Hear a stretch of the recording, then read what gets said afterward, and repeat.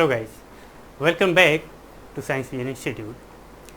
In previous lecture I have discussed Maxwell's speed distribution function, and in this lecture I will discuss probability distribution function and its problems, right, for the case of the speed, right.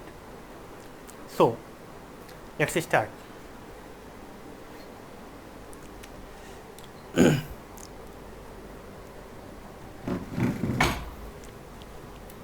देखिए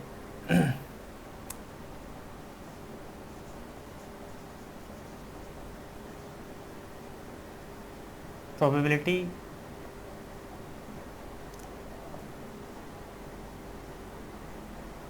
distribution function for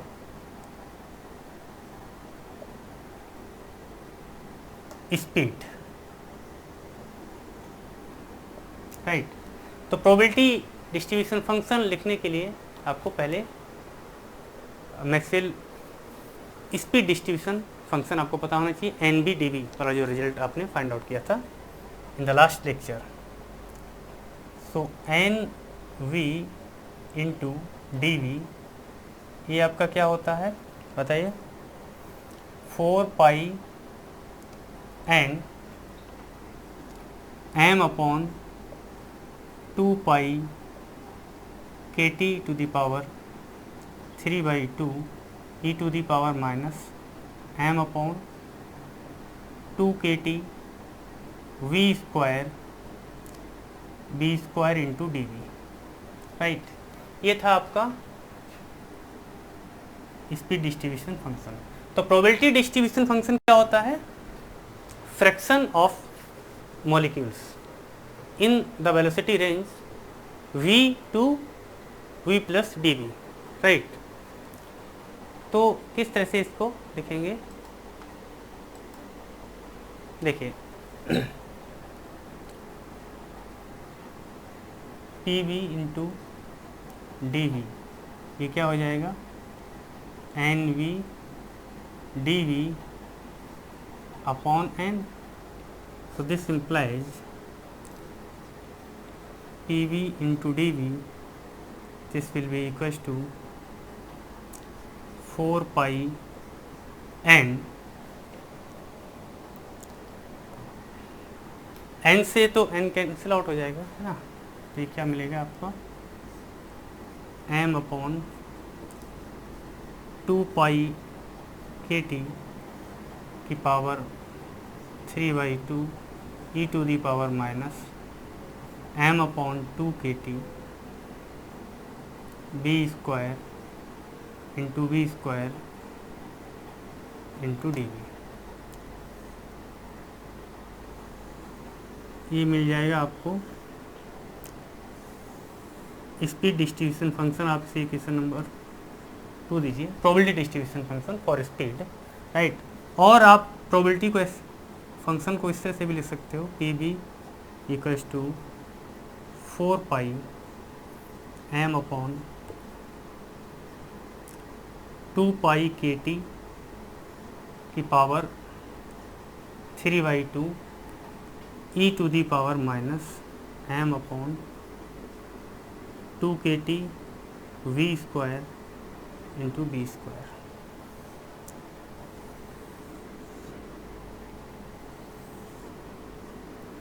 आप इसे इस तरह से भी लिख सकते हैं, राइट. तो यह है आपका प्रोबेबिलिटी डिस्ट्रीब्यूशन फंक्शन. अब ये आपका इंपॉर्टेंट रिजल्ट है. सारी कैलकुलेशंस जो हैं इसी के थ्रू आप करेंगे with the help of this probability distribution function, right. अब बात करते हैं average speed, root mean square speed और मोस्ट प्रोबेबल स्पीड की, राइट. तो देखिए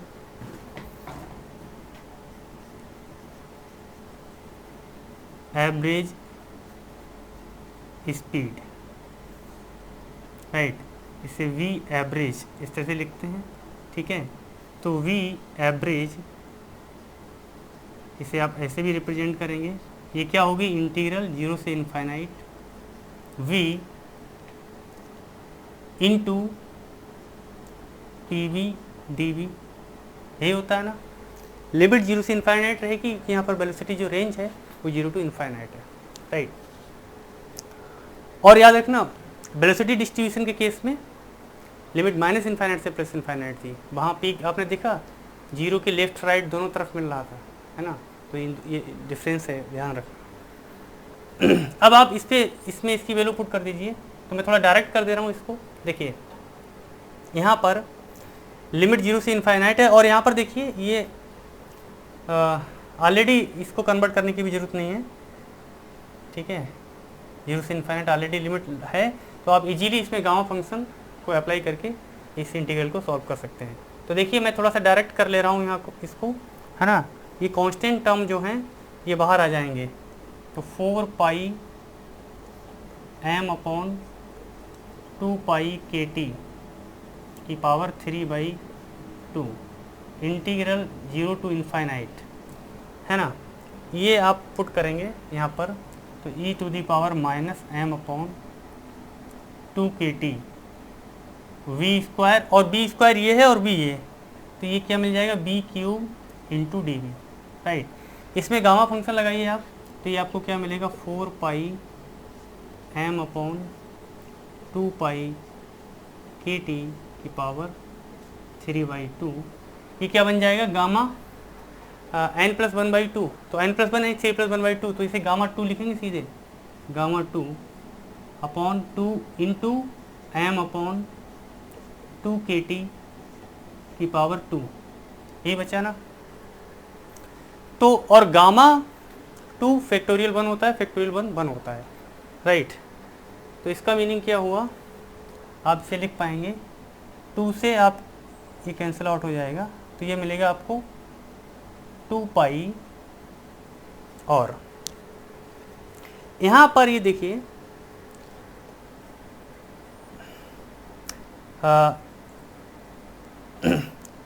इसके अंदर क्या है, ये 1 अपॉन पाई की पावर 3/2, तो इसको मैं बाहर कर ले रहा हूँ, तो कैलकुलेशन हमारी थोड़ी इजी हो जाएगी।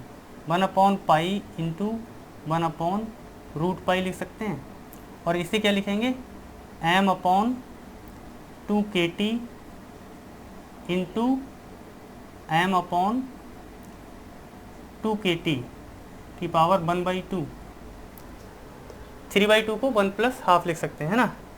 अब ये तो 1 हो गया, और ये क्या हो गया देखिए 2 KT अपॉन m का स्क्वायर। अब इसका बेनिफिट ये हुआ कि ये पावर जो है सीधे सीधे इससे कैंसिल आउट हो गई,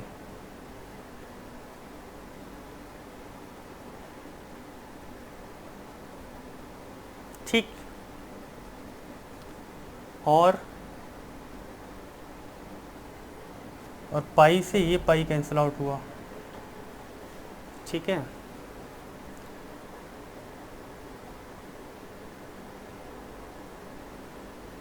और कुछ बचा नहीं बचा, तो यहाँ से आपको क्या मिलेगा देखिए m अपॉन 2 KT, और 2 KT अपॉन m की पावर यहाँ पर 1 है, यहाँ पर हाफ है, तो यहाँ से हाफ पावर बचेगी 2 KT/m की बचेगी ना।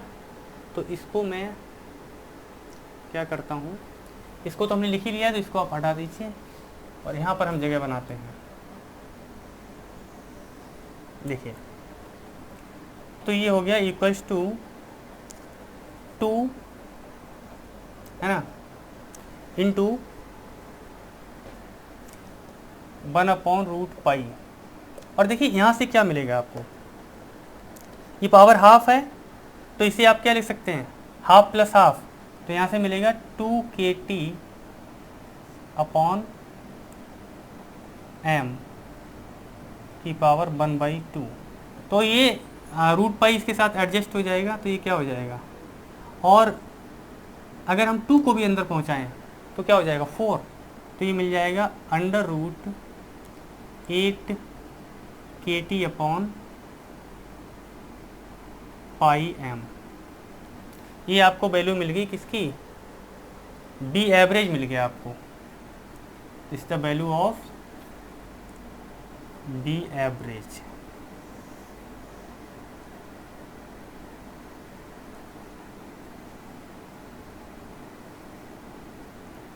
इसे आप नाम दीजिए इक्वेशन नंबर 4।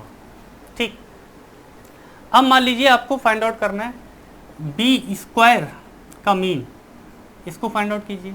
तो इसको फाइंड आउट जब करेंगे तो ये क्या हो जाएगा, इंटीग्रल 0 से infinite v square p v into D we, right, ये होगा। तो इस इंटीग्रल को मैं डायरेक्ट सॉल्व करता हूँ। देखिए ये वाला जो इंटीग्रल है इसकी जगह यहाँ पर बी की, क्योंकि बी स्क्वायर है तो बी की पावर क्या हो जाएगा, 4 हो जाएगा।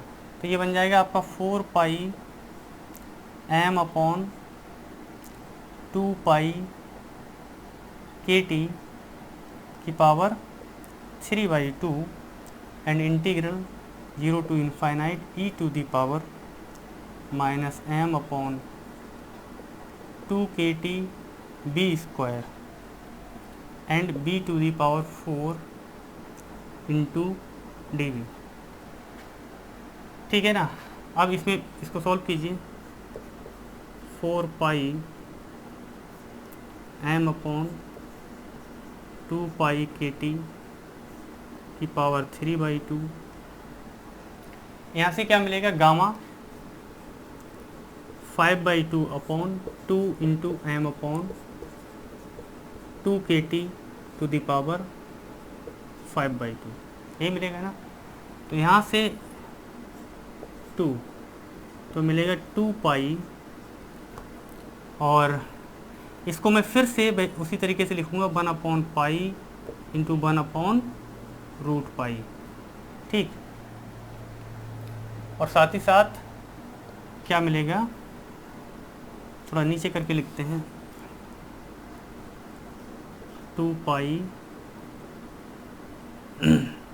1 upon pi into 1 upon root pi, और ये क्या मिला, एम अपॉन 2 के टी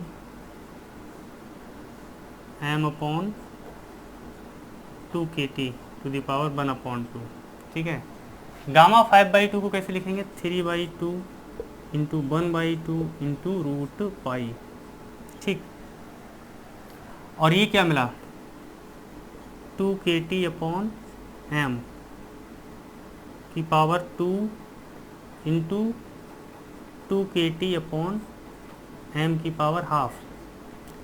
गामा ये पावर 5/2 है तो 2 प्लस हाफ हुआ ना, तो इस तरह से हम लिख सकते हैं। तो देखिए पाई से पाई कैंसिल आउट, 2 से 2 कैंसिल आउट, रूट पाई से रूट पाई कैंसिल आउट, और देखिए एम अपॉन 2 के टी, तो एक पावर कैंसिल आउट हो जाएगी ये, और ये भी आपका पूरा का पूरा कैंसिल आउट हो गया। तो बचा क्या, और इस 2 से ये वाला भी 2 कैंसिल आउट हो जाएगा, तो 3 के टी अपॉन एम बचा। तो दिस इज इक्वल्स टू 3 के टी अपॉन एम। ये किसकी वैल्यू आ गई, बी स्क्वायर की वैल्यू आ गई। ठीक है, इन सबको हटा दीजिए। तो अगर रूट मीन स्क्वायर वेलोसिटी की बात की जाए तो वो क्या होती है,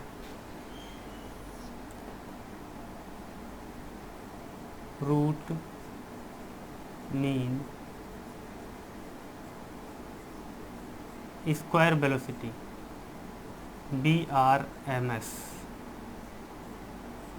तो VRMS होता है आपका रूट वी स्क्वायर, राइट। तो ये क्या बन जाएगा, रूट 3 के टी अपॉन एम। तो ये आपकी BRMS वैल्यू आ गई।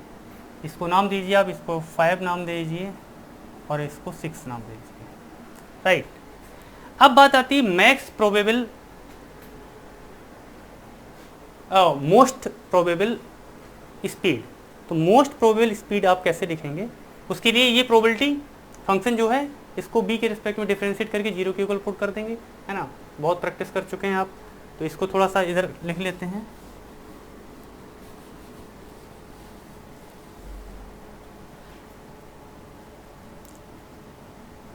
मोस्ट प्रोबेबल स्पीड, यहाँ पे याद रखना ये वेलोसिटी नहीं है, स्पीड की बात कर रहे हैं हम। Speed, right, VMP। तो for most probable speed del PB upon del V, ये क्या होगा, 0 के इक्वल होगा, राइट। अब बहुत प्रैक्टिस हो चुकी है, तो इसको कर दीजिए, तो ये क्या मिलेगा आपको। अब यहाँ पर देखना, ये जब डिफ्रेंशिएट करोगे तो दो फंक्शन है ये, है ना, वहाँ सिंगल फंक्शन था, तो ये मिलेगा आपका 4 pi m upon 2 pi KT की पावर 3/2 इंटू फर्स्ट फंक्शन ऐसा ही, e की power minus m upon 2 KT V square into 2B, ठीक, प्लस अब सेकेंड फंक्शन ऐसा ही b स्क्वायर, और इसका डिफ्रेंशिएशन क्या हो जाएगा, minus m upon 2 KT V square into minus m upon 2 KT into 2V equals to 0, यही आएगा ना। तो अब क्या करेंगे, यहाँ से ये वाला तो 0 की तरफ चला जाएगा, और ये टर्म भी कॉमन ले लेंगे आप, इसको भी ई की एक्सपोनेंशियल टर्म भी कॉमन ले लेंगे, तो यहाँ से सिर्फ बचेगा 2। और एक काम और कीजिए, v इसको भी कॉमन ले लीजिए, यहाँ भी b है ना, तो यहाँ से बचेगा सिर्फ, और सिर्फ क्या बचेगा 2, राइट, और यहाँ से minus m upon 2 KT,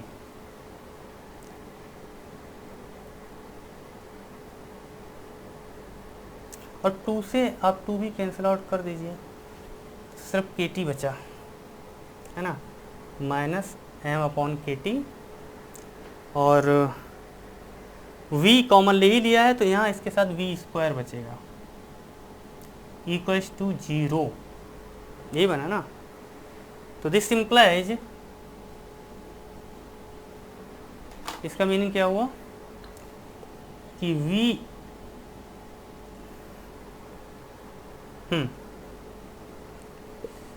simple ही तो है, m upon KT V square equals to 2, right. तो this implies v square equals to क्या आ गया, 2 KT अपॉन m आ गया। तो इसका मीनिंग क्या हुआ कि b इक्वल्स टू क्या हो गया, रूट 2 KT अपॉन m, और यही क्या होगा आपका BMP होगा, है ना। तो इसको मैं इधर जगह बनाए, यहाँ पर दिख रहा है, नहीं दिख रहा है, देखिए,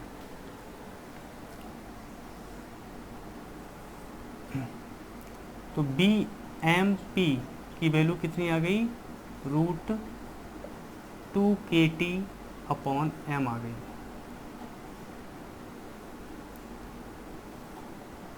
और इसका नाम क्या दे दें, 6 नाम दे चुके थे, और एक इसका नाम दे दीजिए इक्वेशन नंबर 7, ठीक है। अब हम क्या करेंगे, ये b equals to this root 2 KT by m, इसी को कहा जाएगा मोस्ट प्रोबेबल स्पीड। इस स्पीड पर आपको मैक्सिमम जो है प्रोबेबिलिटी मिल रही है, प्रोबेबिलिटी डिस्ट्रीब्यूशन फंक्शन इस पर मैक्सिमम है। तो ये मैक्सिमम वैल्यू होगी कितनी, तो ये वैल्यू हम इसमें पुट कर सकते हैं इस फंक्शन में, राइट। तो यहाँ पर मैं एक काम ये करता हूँ, थोड़ा सा स्पेस मुझे बनाना है, तो मैं इन इक्वेशंस को एक साइड में लिख देता हूँ, ठीक है, all about the all results, तो इसको हम इरेज कर ले रहे हैं। तो देखिए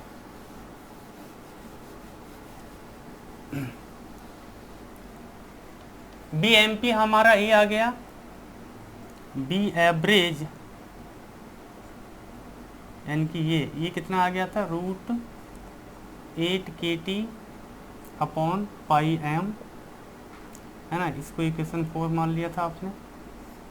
एक रिजल्ट आपको ये मिला, दूसरा रिजल्ट VRMS का मिला, ये कितना है 3 kT अपॉन m मिला, है ना। इसको आपने नाम दिया था इक्वेशन 6। ये सारे रिजल्ट्स मैंने एक तरफ लिख लिए तो मुझे यहाँ पर जगह मिल गई, ठीक है। अब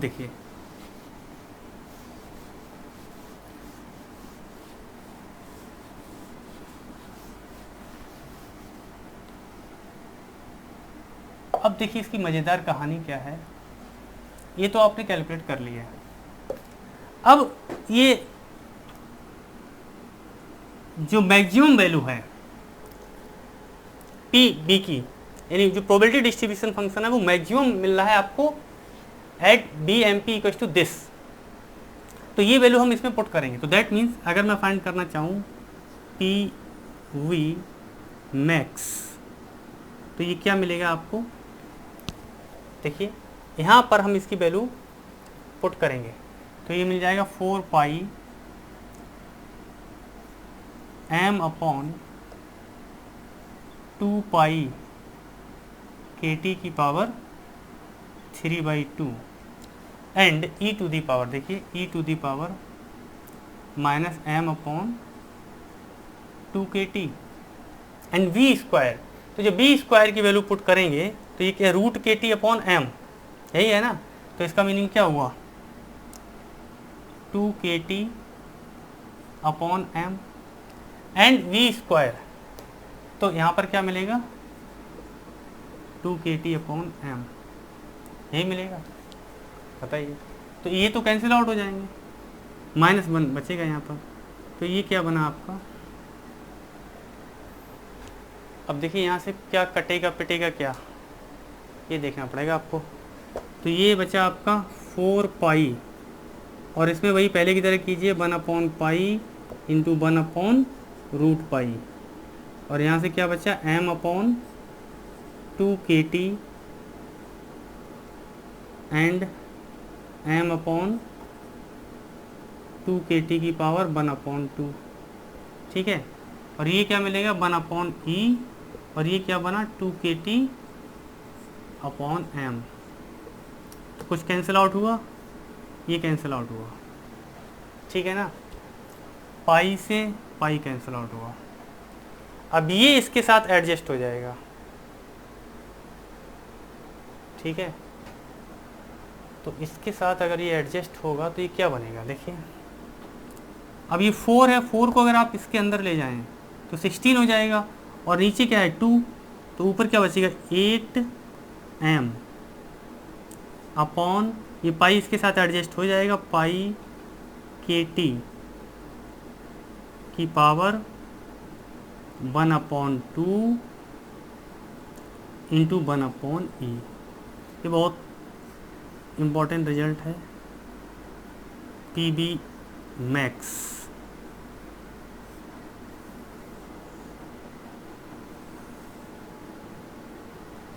इसको नाम दीजिए इक्वेशन नंबर 7, राइट। तो प्रोबेबिलिटी डिस्ट्रीब्यूशन फंक्शन जो है आपका वो ये है, और यहाँ से इसकी हेल्प से आपने ये सारे रिजल्ट्स आपने फाइंड आउट किए, most probable speed, average speed, BRMS, और ये अब इसका एनालिसिस करना बाकी है ना।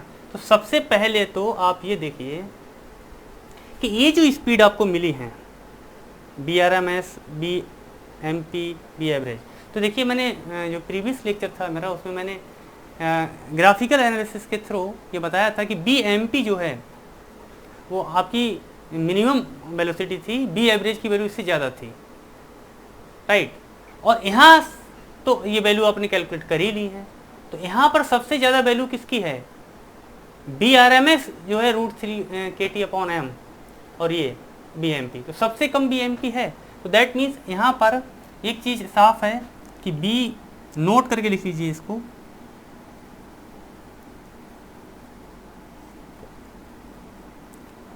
VRMS is greater than B average is greater than B m p, right.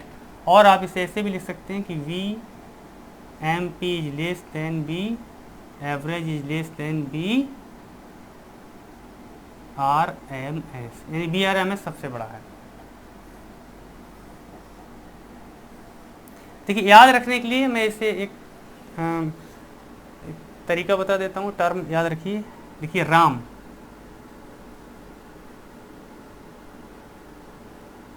है ना, और राम तो सबको याद ही रहते हैं, राइट। तो आर मतलब R M S, A means average, M means most probable.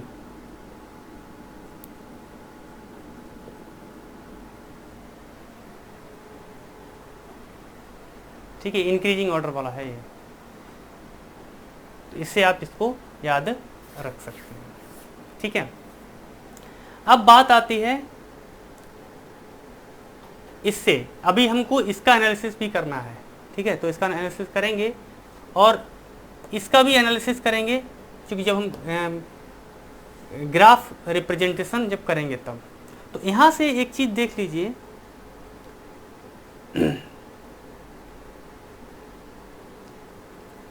एक काम करते हैं, इन रिजल्ट्स की भी मुझे ज़रूरत पड़ेगी। चलो ठीक है,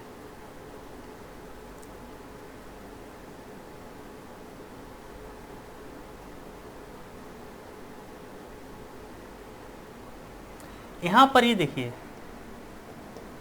ये जो है जैसे कि जो पिछला केस था उसी की तरह ही है ये भी। पीबी जो है max is proportional to m की पावर 1/2 और इनवर्सली प्रोपोर्शनल टू 1/t की पावर हाफ, राइट।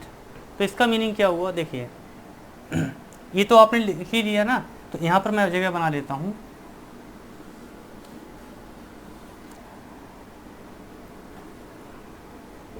और इसका एनालिसिस कर देते हैं।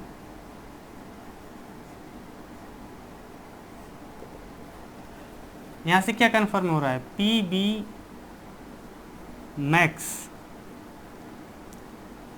ये डायरेक्टली प्रोपोर्शनल है एम की पावर 1/2 के, एंड पी वी मैक्स जो है इनवर्सली प्रोपोर्शनल है 1/t की पावर हाफ के। इसका मीनिंग हुआ इफ़ t इंक्रीजेज तो पी वी मैक्स क्या करेगा, डिक्रीज करेगा, एंड इफ t डिक्रीजेज तो पी बी मैक्स ये क्या करेगा, ये इंक्रीज करेगा। ठीक है, इसी तरह से इफ m इंक्रीजेज तो पी वी मैक्स क्या करेगा, इंक्रीज करेगा, एंड इफ m डिक्रीजेज तो पी वी मैक्स क्या करेगा, डिक्रीज करेगा। एक तो ये रहा, है ना। और दूसरा चलिए, ये तो एनालिसिस हो गया। अब ग्राफिकल रिप्रेजेंटेशन कर लेते हैं। ठीक है, तो ग्राफिकल रिप्रेजेंटेशन जब करेंगे तो हमको इधर थोड़ी सी जगह चाहिए। ठीक है,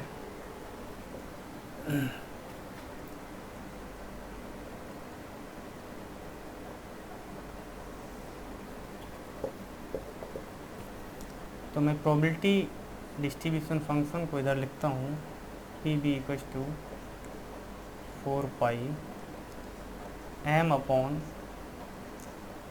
2 पाई के टी की power 3/2 and e to the power minus m b square upon 2 के टी इंटू वी स्क्वायर।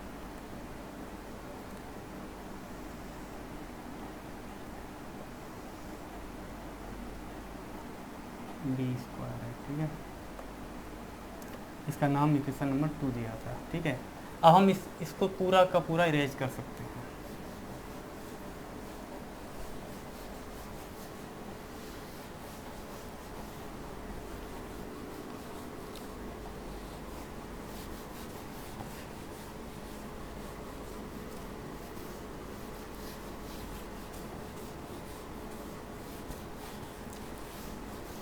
अब देखिए, बहुत ध्यान से देखना, यहाँ पर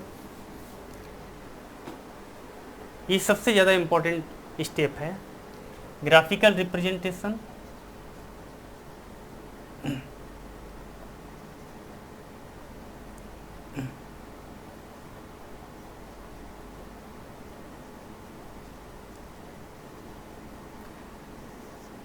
तो यहाँ पर PV वर्सेस V ये प्लॉट हम बनाएंगे, ठीक है। तो नेचर इसकी कैसी होगी, इसको आपको पहले समझना पड़ेगा।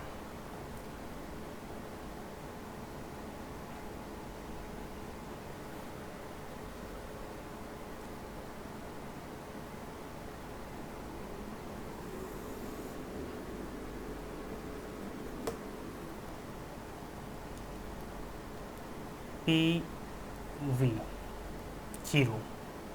अब इस कर्व की नेचर कैसी होगी, इस इक्वेशन की स्टडी कीजिए। अगर आप इसका एनालिसिस करें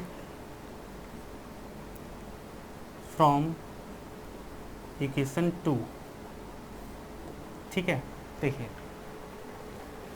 ये हम ऑलरेडी वैसे कर चुके हैं, है ना, NB इंटू DB वाले केस में। यहाँ पर ये देखिए, अगर नंबर 1 इफ V इक्वल्स टू 0 तो PB जो होगा ये क्या होगा आपका 0।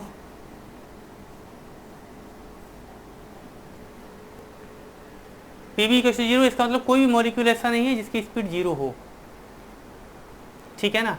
तो इसका मतलब ये प्लॉट जो है 0 से स्टार्ट होगा, राइट। सेकंड है फॉर स्मॉल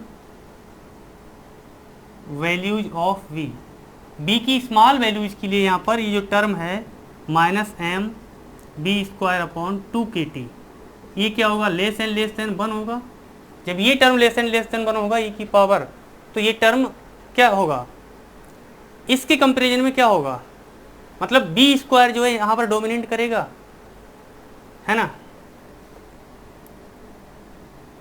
तो इसका मीनिंग क्या है, B² डोमिनेट करेगा, तो इस PB जो है यहाँ पे this will be proportional to B²,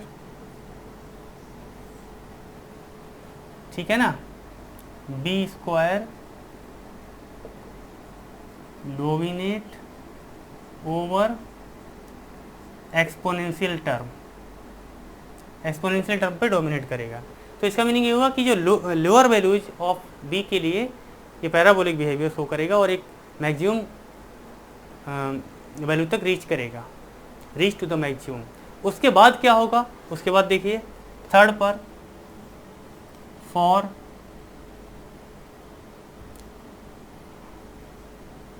higher values of B की हायर वैल्यूज के लिए क्या होगा, ये term -mB²/2kT this will be greater than 1, ये 1 से बड़ा होगा, है ना। तो जब ये इससे बड़ा होगा, इसका मीनिंग क्या हुआ, अब इस बार कौन सा टर्म डोमिनेट करेगा,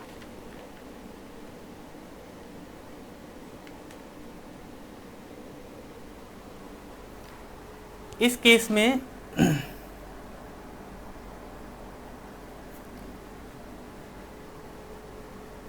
ये एक्सपोनेंशियल, ये वाला टर्म इसकी वैल्यू बड़ी हो गई, है ना।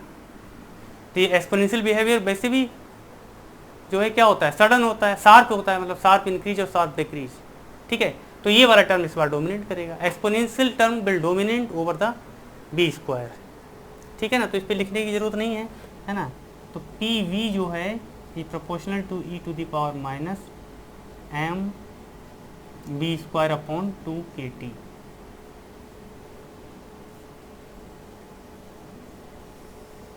बताइए, क्लियर है, ठीक दिख रहा है ना।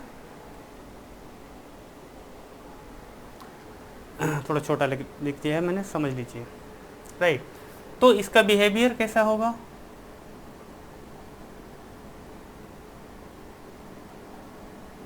इस तरह का इसका बिहेवियर आपको मिलेगा, ठीक है ना। अब यहाँ पर जो पीक मिलेगी वो किसके करस्पॉन्डिंग मिलेगी,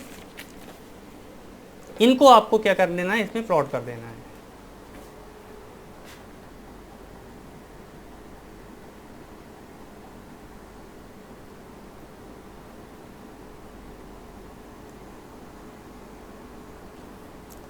तो ये मिल रही है आपको पीक। तो पीक हमेशा मैक्सिमम मोस्ट प्रोबेबल स्पीड के करस्पॉन्डिंग मिलेगी। क्यों? क्योंकि यहाँ पर प्रोबेबिलिटी क्या है, ये क्या है आपका पी बी मैक्स। तो ये इसका मीनिंग ये हुआ, ये बी एम पी होगी, है ना। इसके बाद वाली जो वेलोसिटीज होंगी वो क्या होंगी? अब देखिए इसके बाद जब आप इससे इधर से इधर बढ़ेंगे तो क्या होगा, वेलोसिटी बढ़ रही है ना। तो बी एवरेज, यहाँ पर देखिए बी एवरेज आपकी क्या थी, b average b m p से बड़ी थी, है ना, और बी आर एम एस सबसे बड़ा था। तो इसका मीनिंग क्या हुआ, यहाँ पे मिडिल में कहीं पर ये आपकी बी एवरेज होगी और इसके बाद में यहाँ पर ये आपकी बी आर एम एस होगी। तो अगर ग्राफ पर आपको ये वैल्यूज प्लॉट करनी पड़ जाएं तो सबसे पहले बी एम पी होगी, यानी कि जिसके लिए बी की वैल्यू कम होगी वेलोसिटी, फिर b average and then b r M s. इस तरह से आप इसे प्लॉट कर सकते हैं, ठीक है। अब एक चीज़ और देख लीजिए, तो ये तो मैंने बना दिया किसी, ये क्या है, for T equals to constant, T की किसी कांस्टेंट वैल्यू के लिए एक फिक्स टेम्परेचर की फिक्स्ड वैल्यू के लिए हमने कर्व ड्रॉ कर दिया। अब अगर मैं डिफरेंट टेम्परेचर लिमिट्स के लिए अगर ग्राफ को प्लॉट करूं, है ना, एक ही ग्राफ में डिफरेंट कर्व्स को, तो हम कैसे करेंगे, राइट। तो उसके लिए देखिए क्या करेंगे, मैं इसको यहाँ पे जगह बना देता हूँ। अब देखिए कर्व की नेचर तो आपको पता ही लग गई है ना। अब सिर्फ और सिर्फ आपको ये देखना है कि ये पीक का जो एनालिसिस है, पीक की शिफ्टिंग किधर होगी, लेफ्ट में होगी या राइट में होगी, ये आपको देखना पड़ेगा।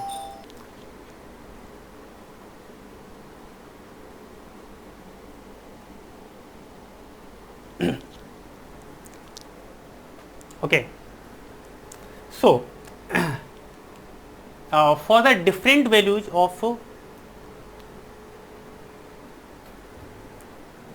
टेम्परेचर, राइट, तो इसको मैं इसी में प्लॉट कर दे रहा हूं, ठीक है। कंसीडर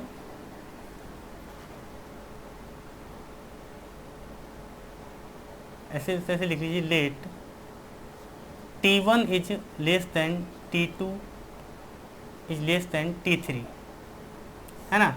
ये तीन टेम्परेचर लिमिट्स मैंने यहाँ पर ले ली, ठीक। तो अब यहाँ पर बी एम पी चाहें तो लिखा रहने दीजिए,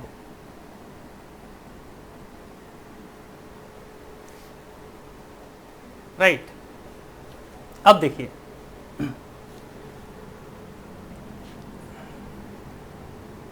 तो ये जो प्लॉट है ये आपका, इसको भी ऐसे हटा दीजिए यहाँ पे। अभी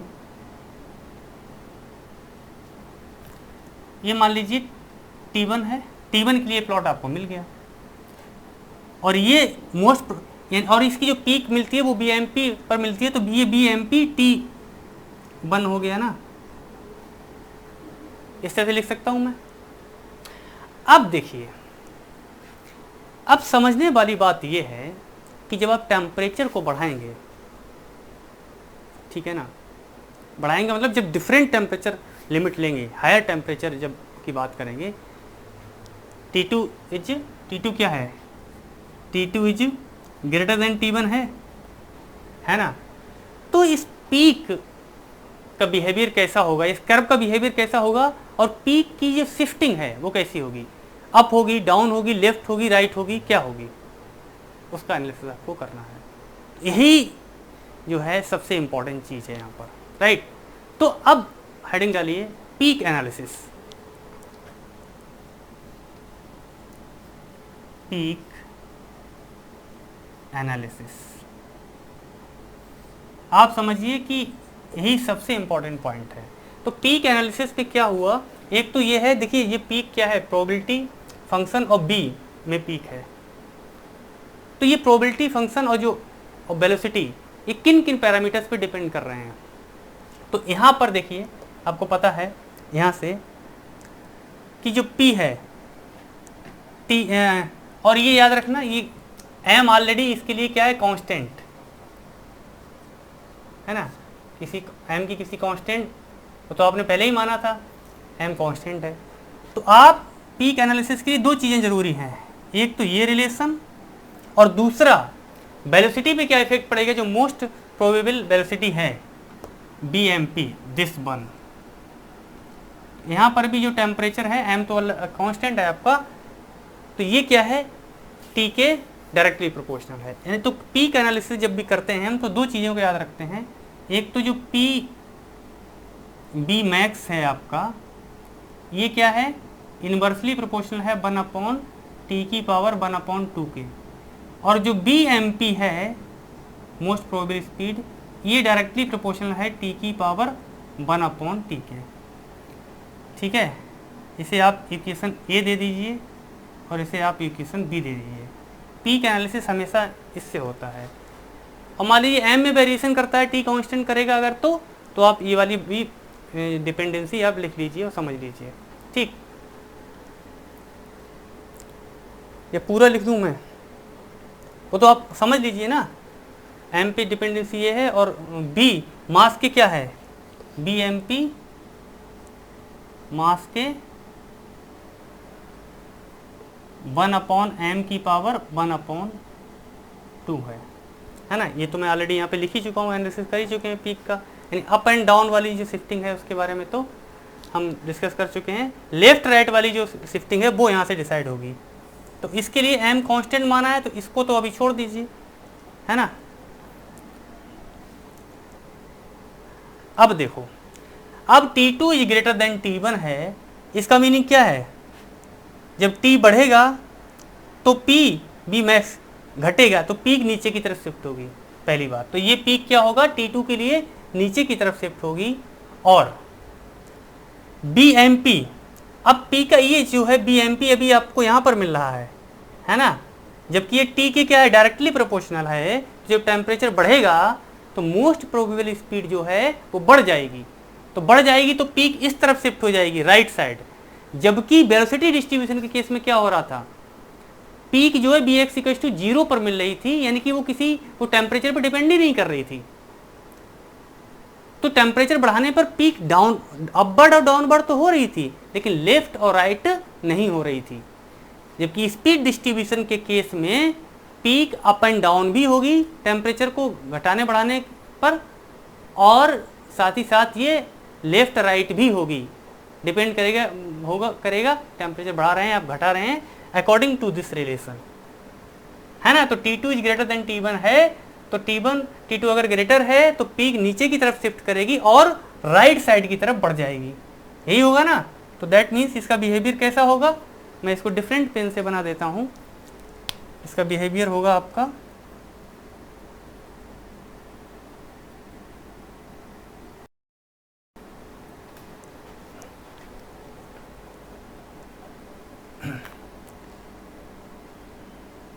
कुछ इस तरह का बिहेवियर मिलेगा आपको।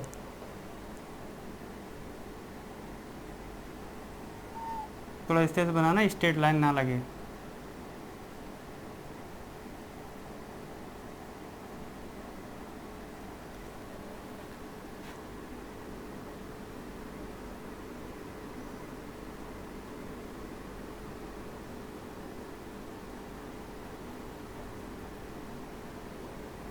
ठीक है, तो ये क्या है आपका T2 लिमिट है, और यहाँ पर ये जो देखिए मोस्ट प्रोबेबल वेलोसिटी जो है BMP, इसके लिए बढ़ गई, इसका नाम T2 दे दीजिए। T2 कर्व के लिए मोस्ट प्रोबेबल स्पीड आपकी ये मिलेगी। अब देखिए T3 की अगर मैं बात करूं तो T3 is greater than T2, तो इसका मीनिंग क्या हुआ, ये पीक और नीचे की तरफ शिफ्ट होगी और राइट साइड की तरफ बढ़ जाएगी। तो इसका बिहेवियर कैसा होगा,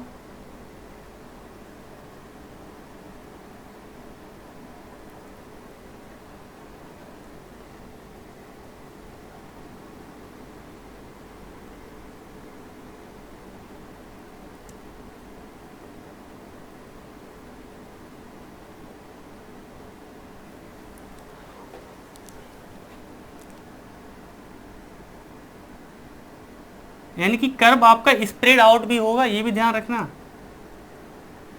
हाइट कम हो रही है तो कर्व जो है आपका स्प्रेड आउट होगा। क्यों होगा स्प्रेड आउट? क्योंकि एरिया अंडर द कर्व वो सेम रहेगा फॉर ऑल टेम्परेचर लिमिट्स।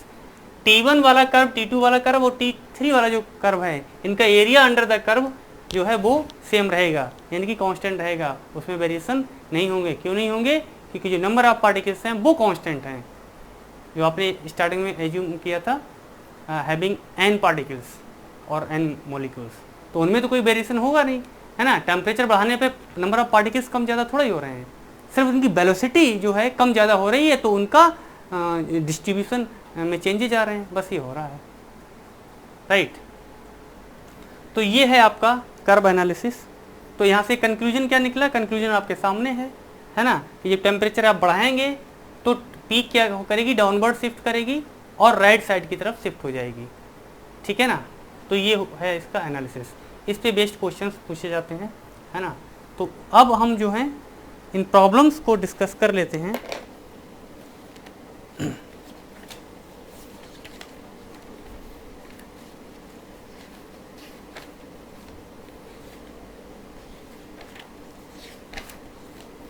चलिए,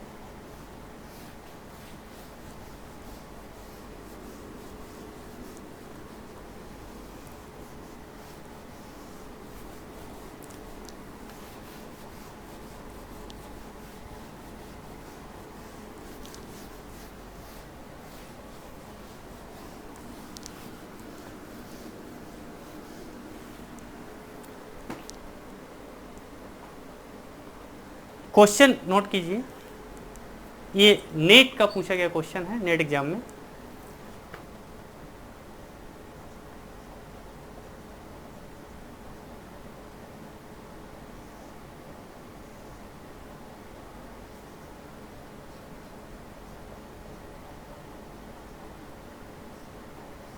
नेट में पूछा गया है, क्या कहा है? इन्होंने कहा है कि for temperature T2 T1 is greater than T2 for temperature T1 is greater than T2, right. The qualitative temperature dependence of probability distribution function FB, probability distribution function को इन्होंने कैपिटल FB माना है, ठीक है। ये क्या है? प्रोबेबिलिटी डिस्ट्रीब्यूशन फंक्शन है आपका ऑफ द स्पीड v, है ना, of speed b of A molecule in 3 dimensions, in 3 dimensions is correctly represented by the following figure. यानी इन्होंने 4 फिगर बना दिए हैं, ऑप्शन ए बी सी और डी करके, ठीक है। और उन्होंने क्या कहा है कि ये जो कर्व का जो बिहेवियर होगा डिफरेंट टेम्परेचर लिमिट्स में, जो प्रोबेबिलिटी डिस्ट्रीब्यूशन फंक्शन है वो किस तरह का बिहेवियर करेगा, यानी कि वो जो कर्व कैसी बनेगी, राइट। तो देखिए, मैं एक बार क्वेश्चन को फिर से पढ़ देता हूँ, समझ लीजिए। For temperature T1 is greater than T2, the qualitative temperature dependence of the probability distribution function this of speed b of A molecule in 3 dimensions is correctly represented by the following figure, right। तो पहला figure है आपका, देख लीजिए, v और इधर आपका FB है, राइट। यहाँ पर इन्होंने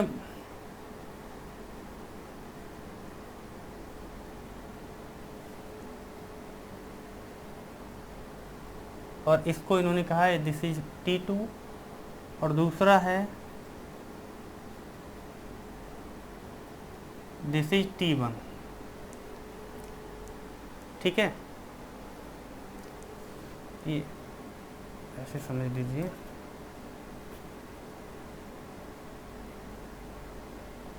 ठीक, B है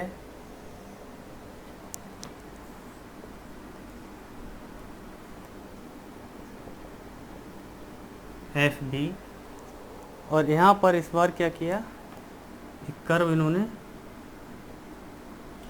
उल्टा कर दिया है।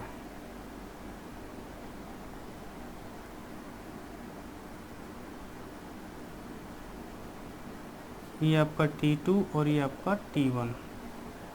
ठीक है, और तीसरा है आपका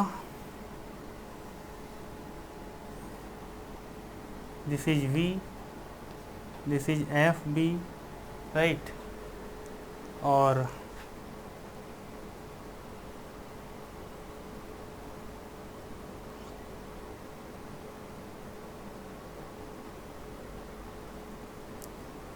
T2 T1 और लास्ट ऑप्शन है आपका D,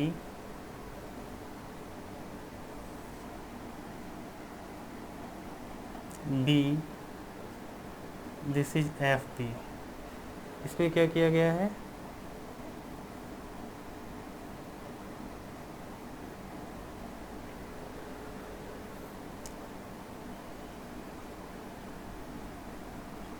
ठीक है, इसको T1 बोला है और इसको T2। अब देखिए प्रोबेबिलिटी डिस्ट्रीब्यूशन फंक्शन है ना, उसका बिहेवियर, उसका क्वालिटेटिव बिहेवियर कैसा होगा। तो आपको पता है ना प्रोबेबिलिटी डिस्ट्रीब्यूशन फंक्शन PB, इसी को इन्होंने क्या कहा है FB, है ना। तो ये क्या है, इसकी जो वैल्यू है आपको पता है ना, टेम्परेचर पे डिपेंडेंसी क्या है 1/T की पावर 1/2, यही होती है ना। और जो वेलोसिटी के साथ जो डिपेंडेंसी होगी BMP, ये क्या है, डायरेक्टली प्रोपोर्शनल टू T की पावर 1/2। ठीक है, मास कांस्टेंट ले ही लिया है तो उसमें उसका एनालिसिस करने की कोई ज़रूरत ही नहीं है। तो अगर टेम्परेचर बढ़ेगा तो पीक नीचे की तरफ शिफ्ट करेगी, है ना, और राइट की तरफ शिफ्ट करेगी। यही बिहेवियर है, कितना डीप एनालिसिस कर चुके हैं। अब यहाँ पर क्या है, T2 is greater than T1, तो T2 is greater than T1, तो इसका मतलब जो T1 वाला जो कर्व है उसकी हाइट कम होगी और मोस्ट प्रोबेबल स्पीड उसके लिए ज़्यादा होगी। सिंपल सी बात है, यानी पीक राइट साइड की तरफ शिफ्ट करेगा। तो ये देखिए ये वाला जो कर्व है T1, मैंने कहा T1 के लिए ऐसे लिख लीजिए, since T1 is greater than T2 this implies for T1 curve height decrease and shift towards right side, यही होगा ना। राइट साइड इसलिए शिफ्ट होगा क्योंकि BMP directly proportional to T है। तो ये वाला जो कर्व है यहाँ पर देखिए, T की हाइट जो है मतलब T1 से, for T1 curve height decrease and shift towards right side as compared to T2 curve. And T2 के कंपेरिजन में जो T1 की हाइट होगी वो कम होगी, डिक्रीज करेगी और राइट साइड की तरफ शिफ्ट करेगी। तो सीधा सीधा ये है, इसकी हाइट भी कम है देखो, है ना, इसकी कंपेरिजन में, और वेलोसिटी भी इसकी क्या है BMP T2 और इसकी वेलोसिटी BMP T1 है। तो this is the correct option, बाकी तो सभी गलत है ही हैं, तो इनका एनालिसिस क्या करना है ना, सिंपल सा क्वेश्चन है, राइट। नेक्स्ट क्वेश्चन लिखिए।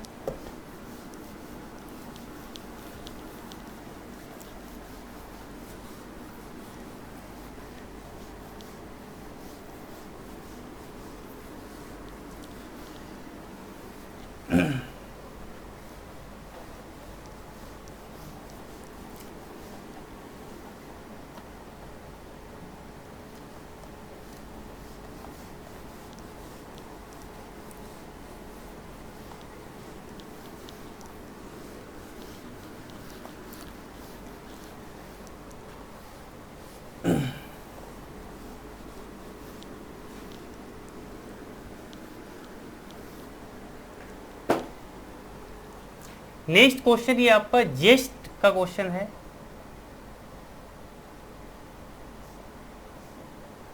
ठीक है, क्वेश्चन क्या है इसको समझ लीजिए। इन्होंने कहा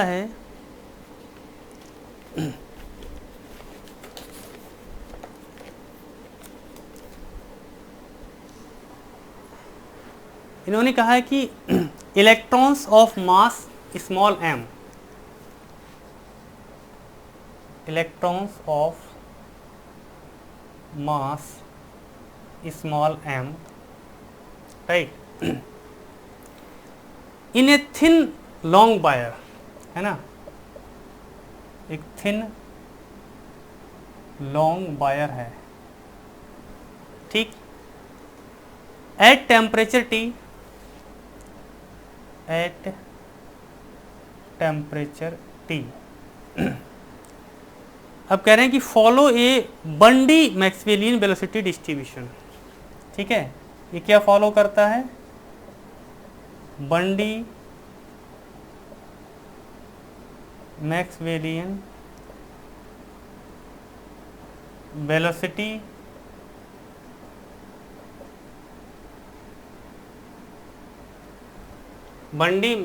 वेलोसिटी डिस्ट्रीब्यूशन को फॉलो करता है। The most probable speed of the electron is, most probable speed of electron क्या होगी, ऑप्शंस हैं यहाँ पर देखिए, root k T upon 2m, option b है रूट 2 के T upon m, option c है 0 एंड ऑप्शन डी है root 8 k T upon M. देखिए अच्छा क्वेश्चन है, क्या कहा है इन्होंने कि electrons of mass m, right, in a thin long wire at temperature T, एक थिन लॉन्ग वायर है, तो मान लीजिए इस तरह से ये है कोई, है ना, ये है आपका वायर, थिन लॉन्ग वायर, इसमें जो है इलेक्ट्रॉन्स क्या कर रहे हैं, इसकी मोशन हो रही है, ठीक है ना। अच्छा, अब यहां पर इन्होंने क्या लिखा है, फॉलो बंडी मैक्सवेलियन वेलोसिटी डिस्ट्रीब्यूशन। ये देखिए इन्होंने खुद मेंशन कर दिया है क्वेश्चन में कि फॉलो बंडी, और बंडी में तो हो ही रही है, थिन वायर है तो, है ना, थिक वायर होता तो फिर क्या होता है, ये इलेक्ट्रॉन की मोशन, तो अगर मोटा वायर होता तो इसकी जो बंडी के अलावा भी मोशन को कंसीडर कर सकते हैं 2D और 3D में, बट यहाँ थिन वायर है तो बंडी में उन्होंने ऑलरेडी मेंशन कर दिया है। And follow Maxwellian velocity distribution function, what is the probability, तो अगर ये वेलोसिटी डिस्ट्रीब्यूशन का केस है तो मोस्ट प्रोबेबल वेलोसिटी तो वहाँ 0 होती है। अब इससे कंफ्यूज मत हो जाना, इसने यहाँ पर जो वर्ड यूज किया है most probable speed word use कर दिया है, तो यहाँ पर कंफ्यूजन क्या होगा, कुछ बच्चे समझेंगे अच्छा मोस्ट प्रोबेबल स्पीड है तो वो तो 0 नहीं होती है, तो अगर वर्ड स्पीड भी यूज किया है इन्होंने, लेकिन उन्होंने केस बंडी का कर दिया इस तरह से, तो ये वेलोसिटी का ही केस बन गया। स्पीड में वेलोसिटी में डिफरेंस तो समझ रहे हैं ना आप, डिस्टेंस और डिस्प्लेसमेंट में तो डिफरेंस समझ रहे हैं ना, यानी कि मोशन तो ये रेस्ट्रिक्टेड हो गई बंडी के अलोंग, तो यहाँ जो इसकी स्पीड है उसको वेलोसिटी की टर्म्स में ही आप कैलकुलेट करेंगे। अगर आपकी स्पीड वो जो है अगर आपकी स्पीड को रेस्ट्रिक्ट कर दिया जाए in one dimension in that case, तो this is the conditional case. और उसने मेंशन भी कर दिया है velocity distribution function, Maxwellian velocity distribution. तो बीएमपी 0 हो गया, अब क्या कैलकुलेट करें, कुछ नहीं करना है। अब करना चाहो तो कर लो, वो फार्मूला क्या है इसका देखिए यहाँ से। इस केस में अब आपको पता है जो प्रोबेबिलिटी फंक्शन होता है पी बी एक्स, ये क्या होता है m अपॉन 2kt की power 1/2 e to the power minus m b x square upon 2kt ये होता है। तो मैक्स मोस्ट प्रोबेबल स्पीड जो है होती है आपके लिए, इसके लिए del p b x upon del b x ये 0 होगा। तो अगर आप इसको करेंगे तो यहाँ से क्या आ जाएगा, है ना, इसको डिफ्रेंशिएट करके 0 के ऊपर पुट करेंगे तो बी एक्स इक्व टू 0 आ जाएगा, जो क्या होगा बी एम पी होगा। खत्म खेल। अब देखिए अगर ये स्पीड डिस्ट्रीब्यूशन का केस होता, मान लीजिए 3D का में मोशन हो रहा होता, वायर आपका थिक वायर होता, और 3D मोशन हो सकता है, राइट। तो आप जो है प्रोबेबिलिटी डिस्ट्रीब्यूशन फंक्शन कौन सा यूज करते हैं, p v in p v equals to क्या होता है ये 4 pi m upon 2 pi kt की power 3/2 e to the power minus m b square upon 2kt into B square, ये फंक्शन आप यूज करते फिर तो, है ना। और उस केस में फिर बी एम पी के लिए del p b upon del v, यही करते हैं ना, ये इक्वल टू आप 0 पुट करते और अब इसको डिफ्रेंशिएट करते, है ना। तो बी एम पी की वैल्यू आपको क्या मिलती है यहाँ पर,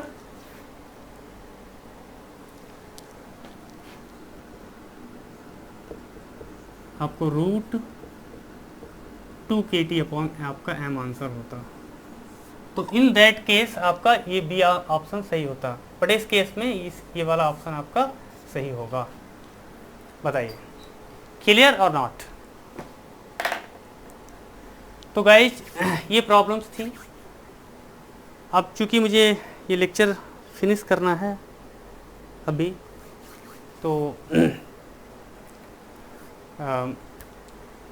यहीं तक मैं रखता हूँ आज की क्लास को।